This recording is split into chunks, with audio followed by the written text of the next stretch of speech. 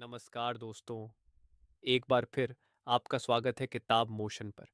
ये एक ऐसा मंच है जहां हम भारत के महापुरुषों की कहानियां सुनाते हैं। कहानियां उनकी ज़िंदगी की, उनके विचारों की और उनके संघर्ष की। आज हम बात करेंगे उस नौजवान की जिसने सिर्फ 23 साल की उम्र में अपने बलिदान से पूरी पीढ़ी को झकझोर दिया, जिसका नाम सुनते ही आज भी युवाओं की नसों में बिजली दौड़ जाती है। वो नाम है शहीद ए आज़म भगत सिंह। ये कहानी सिर्फ उनकी ज़िंदगी की नहीं है, बल्कि उनकी सोच की भी है। खासकर उनकी लिखी हुई ऐतिहासिक रचना मैं नास्तिक क्यों हूँ, जिसमें उन्होंने अपनी तर्क शक्ति और विचारों से पूरी दुनिया को सोचने पर मजबूर कर दिया था। तो आइए कहानी शुरू करते हैं। भगत सिंह का जन्म 28 सितंबर 1907 को पंजाब के बंगा गांव में हुआ। उनका घर देशभक्ति की भावनाओं से भरा हुआ था। उनके पिता किशन सिंह और चाचा अजीत सिंह अंग्रेजों के खिलाफ संघर्ष कर रहे थे। बचपन से ही उन्होंने देखा कि अंग्रेजी शासन कितना क्रूर है। जब 1919 में जलियांवाला बाग हत्याकांड हुआ, तब वह सिर्फ 12 साल के थे।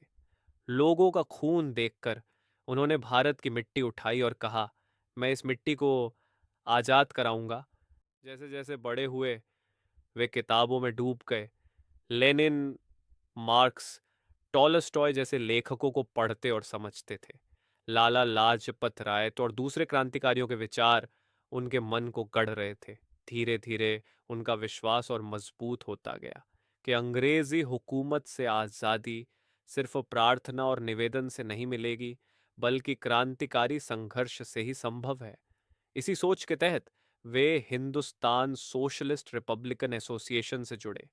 साइमन कमीशन के विरोध में लाठीचार्ज के दौरान लाला लाजपत राय की मौत ने भी उन्हें भीतर तक हिला दिया। इसके बाद उन्होंने और उनके साथियों ने अंग्रेज अफसर सॉन्डर्स को मारने की योजना बनाई। ये घटना पूरे देश में गूंज गई।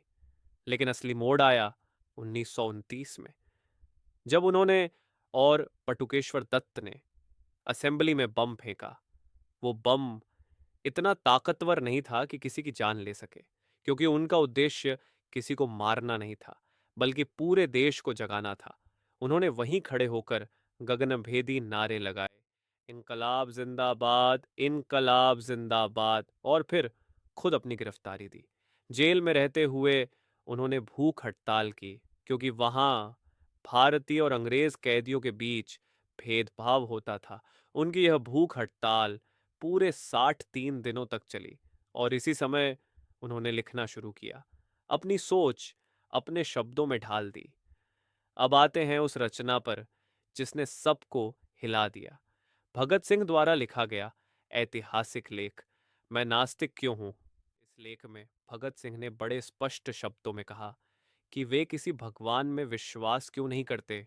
उन्होंने लिखा, अगर भगवान होता तो इतने अत्याचार, अन्याय और गुलामी क्यों होती। उन्होंने तर्क दिया, अगर ईश्वर है और वह इन अत्याचारों को सहन कर रहा है, तो वह सर्वशक्तिमान नहीं हो सकता। और अगर वह चाहकर भी कुछ बदल नहीं पा रहा, तो भी वह भगवान नहीं हो सकता। उन्होंने कहा कि इंसान की मुक्ति उसके खुद के विवेक, उसके तर्क और उसकी मेहनत में है। भगवान से प्रार्थना करने में नहीं, बल्कि अपने संघर्ष में है। उनका यह विचार सिर्फ नास्तिकता नहीं था, बल्कि एक गहरी क्रांतिकारी सोच थी, जिसमें इंसान को अपने अधिकारों और कर्तव्यों का एहसास दिलाना था। भगत सिंह मानते थे कि अंधविश्वास इंसान को कमजोर बनाता है। उन्होंने साफ कहा, मैं नास्तिक हूं क्योंकि मैं अपने आत्मबल और विज्ञान पर विश्वास करता हूं। मैं मानता हूं कि इंसान अपने हालात खुद बदल सकता है। उनकी यह लिखावट सिर्फ धर्म का खंडन नहीं थी, बल्कि यह संदेश था कि जब तक इंसान अपनी जिम्मेदारी खुद नहीं लेगा, तब तक समाज आगे नहीं बढ़ेगा। 23 मार्च 1931 को सिर्फ 23 साल की उम्र में भगत सिंह को राजगुरु और सुखदेव के साथ फांसी पर चढ़ा दिया गया। आखिरी समय में उनके होंठों पर नारा था, इनकलाब जिंदाबाद।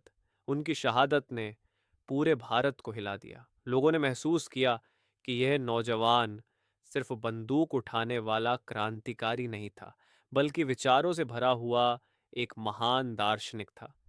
दोस्तों, भगत सिंह का जीवन हमें यह सिखाता है कि सच्चा क्रांतिकारी सिर्फ अत्याचार के खिलाफ लड़ने वाला नहीं होता, बल्कि वह इंसानियत और सच्चाई का सबसे बड़ा पक्षधर होता है। उनकी लिखी हुई मैं नास्तिक क्यों हूँ आज भी हमें सोचने पर मजबूर करती है कि क्या हम अपने विवेक, अपने आत्मबल और अपने संघर्ष पर भरोसा करते हैं या नहीं।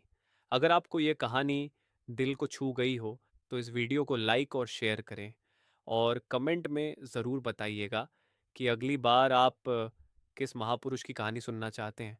और हमारे चैनल किताब मोशन को सब्सक्राइब करना मत भूलिएगा। जय हिंद, इनकलाब जिंदाबाद।